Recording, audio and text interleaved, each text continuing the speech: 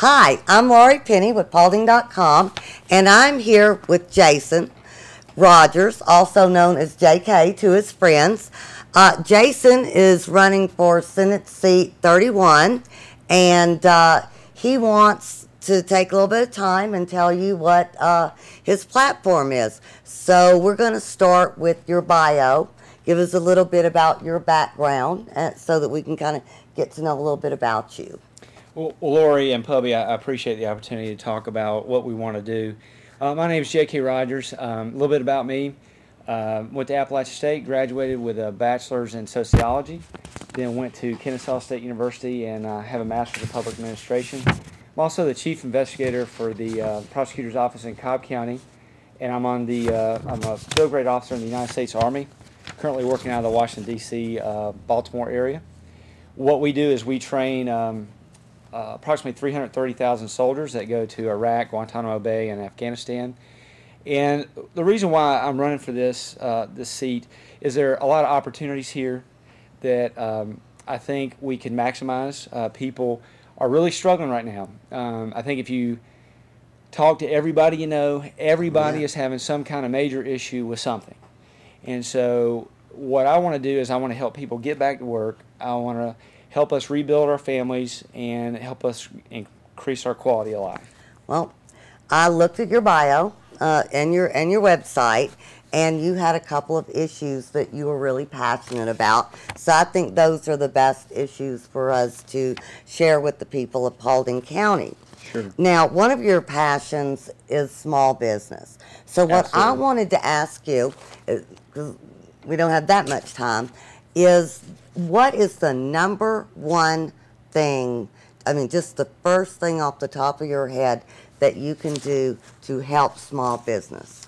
Well, first of all, I have a lot of confidence in the people of the district, and I have a lot of confidence in our small businesses. And one of the things that I think that can help our small businesses is we need as much information as possible to be given out to them so that they have the best chance to be successful. Sure. Some of that is tools and resources like money. Some of that is learning maybe better ways to do business, but also linking them up with people that can assist them in their growth and put them in the skill set that they're best at.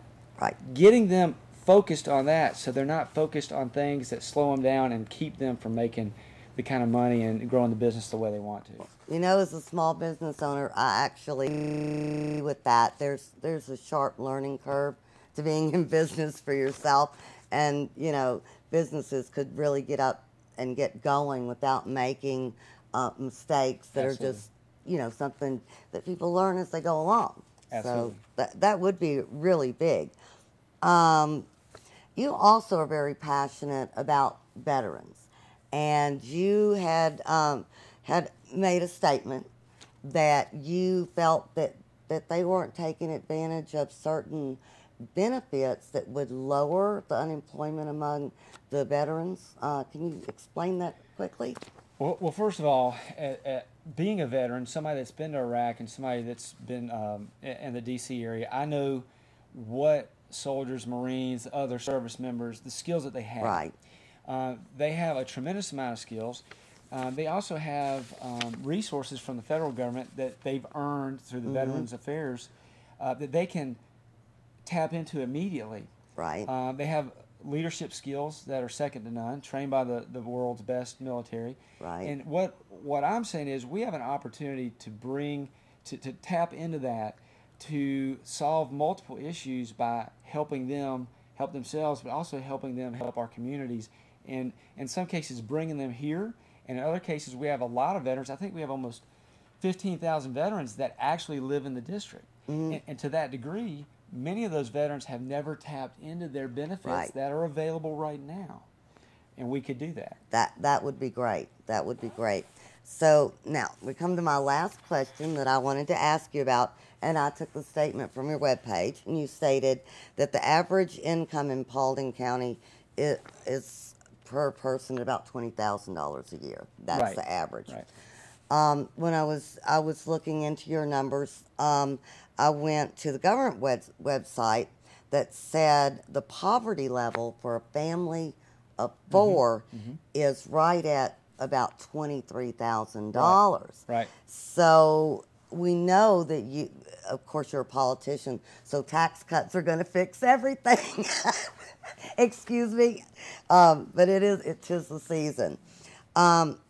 So how are you going to address that imbalance between wages and the cost of living for people in your district? Well, first of all, I think cutting taxes is a good thing. Yeah. In most cases. But Right. at a certain point, that's only part of it. Right. That's part of the balance. That's almost a defensive mechanism. Mm-hmm. What I'm trying to do now is turn people onto the fact that we now have to get offensive. We now have to take advantage of things that are available to us, low interest rates, phenomenally low housing, great opportunities to get loans, things like that, help grow the economy. And let me just give you this example. You go to buy a Coke. It's 99 cents. Yeah. Okay, you pay 7 cents in tax. Right. If we can work on creating efficiencies, let's say that Coke now costs 79 cents because the businesses are getting more business. Okay, now you've lowered the cost of the good, therefore you've also lowered the amount of tax you're going to pay. Let's say you pay 5 cents. It's the same rate, but you still pay 30% less tax. Okay. So my point is, there are many different ways of attacking a situation. We've done some. There have been some things that have happened defensively with tax cuts and Right. so on, but there are also offensive things that we can do to grow our income, and it will also assist in helping our people. If they're close to the poverty level, that's not the quality of life that we want our people to have. Right. Exactly. So that kind of leads us to economic development, which economic development in most communities in most states are really funneled at two things. And the first level is jobs, because you cannot tax people that don't have a job. You can't Absolutely. get blood out of a turnip. So first and foremost is jobs. The second level of that is actual tax income. We have to have that. We have firemen, we have policemen, education, a lot of services. So you hope that economic development will provide enough taxes for the basic services. So in Georgia, if you had to give the state of Georgia and then Paulding County a report card on how well they are doing on economic development, what would you give, first of all, the state of Georgia, and secondly, what would you give Paulding County? I would just say this. I don't so much want to give a letter grade. Okay. I'll just say this. We've lost 351,000 jobs Right. since 2007. We've lost double the amount of any other state across the country. I mean, we're double the worst. Right. So, and we have not created enough small businesses. We have not, in my opinion, been helping the small businesses to the level that we need to. Do I want to bring a big business into this district? Absolutely. But just like a Major League baseball team, we want to build the fundamentals of successful small businesses. You know, to be a big business, you had to be a small business at one point. Right. And so You're right. if we're going to give ourselves an evaluation, we've got to give ourselves an evaluation of, obviously we're not doing as well as we can, or we would not lead the nation and lost the jobs. Right. We would not, are underemployed. We have a massive number of underemployed people, meaning they're not working as much as they should. They're not earning as much as they should. The people that have been unemployed over 26 weeks has quadrupled from 12% to 51%. So we are not where we need to be. The good news is that we can fix that. Right. And I had a question. When you're talking about underemployed, which we know that the state of Georgia really has an issue with that, is the underemployment problem due to education, or is it due to the types of businesses that have proliferated here, not just in the county, but in the state? Is it the business profile of what we have here, or is it a lack of qualified people to earn those wages? I think anytime you have success or a level of success that is not what you want, there are multiple factors Right. that include in that. When you have 43% of your high school seniors not graduate, it's going to hurt you attracting businesses. Right. But that's also going to say, well, why are they not graduating? Well, is it because of the teachers? I'm not going to put the blame there. Right. Certainly, and certainly I don't want to blame anybody. But if we have crime issues, if we have issues at home, I mean, there are a multitude of things. Certainly, we can't totally just bring one type of business in. We need to be creative in what we do. Education is hurting us right now. In our district, another thing that's hurting us, we only have a sliver of an interstate. We have moderate to high taxation. So there are a number of things that we need to do. We need to come together and work together because we're all in this together. Well, that was funny that you mentioned the interstate. Okay. So, do you think Paulding needs an interstate? I'm not going to say that Paulding needs an interstate. What I am going to say Would it be a is, nice thing to have? from a business perspective, businesses like speed. They like efficiency. And if they have to get off an interstate and travel 30 miles with a tractor trailer, that is slowing the business from being successful. They want to get off the road. They want to drop their load of cargo or services, whatever the case may be. They want to take the bobtail. They want to put it to another trailer, and they want to get out of there. Well, we had two things that would address that. So the first being was the proposal of a toll road, which would have been a private entity coming in and building the road, and of course the people would pay them back for it. Now we have a T-Splost. So we know that as a conservative you are probably not big on any other taxes, but do you feel that a T-Splost that built that expressway through Paulding would be worthwhile? I would say this. First of all, let me address the taxes. Nobody wants to pay. Yeah, that's true. Nobody wants a tax. What I want to focus on is, are we going to get $1 worth of service for the dollar we spend or more, $1 or more of service for the dollar we spend? If we're going to get value out of it, that's what I'm looking for, value. Okay. So would the T-Splost help Paulding? If it did, or our district, if it did, then I would be for it.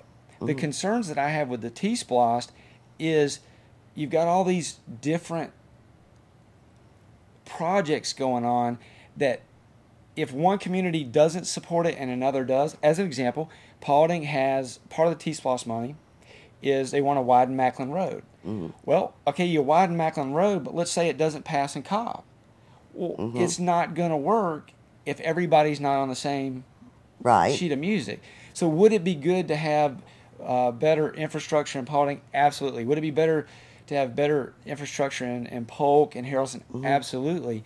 But everybody's got to be on the same sheet of music, and we've got to make sure we get value. And I'm not sure we're going to get that with this T-Splost. Yeah. Because, I mean, actually, I couldn't see people in Paulding voting yes for a transportation system, whether it be buses, subways, or whatever, in Marietta. And we do have that option. We don't have to pay for theirs. So, you know, I'm very curious as to economically if you feel like our money would be well spent if we could raise the per capita income with an expressway. I think we would definitely raise the income if we had better transportation. I would have no issue with that. Well, you know, from Paulding's perspective, we've got 20 on the south side, and we've got 75 coming up on the east. Now, Harrelson does have a sliver of 20. Right, yes. And that's going to help that part of Harrelson. I think the thing is how do you do it, and how do you make it produce value for our people, and how do you make it efficient? And I think, again, you've got to get all the different groups working together. And right now, you know, 52% of the Splost in the Atlanta area it's going to go to trains and buses, and I think that is a solution. But I think if you ask people, and again, people, they need to be involved, and they're what it's all about. Right. People have proven time after time they don't want to get on the train. So how are you going to get them on the train? Right. You've got to get their approval before you do something like this, because, again, in the Army, I can come up with a plan, right, but it's got to be implemented by other people as well as myself. If we can't implement it, then it's not a good plan. That's right. I mean, I agree with you on that. And you have a lot of other things that you have an opinion on that you think that we need. And you also have an interesting way of of collecting campaign contributions. Right. So if people would like to learn more about you, you have a website, right? It's electjkrogers.com. Mm-hmm. We're also on Facebook. My belief is your story, if you don't have any money, your story is just as valuable as somebody that has $1 million. So my maximum donation that we'll accept is $1. And you don't even have to donate $1. The main thing is we want to get you involved because your story matters. Your opinion matters. And the only way we solve these issues is when we get folks together and we come up with better ideas. And you're going to come up with better ideas when you get everybody's involvement. That's fantastic. So everybody, go to Jason's website, take a look at it. He's got all of his passionate issues on there and some of his answers to those issues. And I just want to say thank you for coming up here and letting the people of Paulding get to know who J.K. Rogers is. Well, Laurie and Pubby, I appreciate it. It was really enjoyable and an honor, and I appreciate it again. Thank you.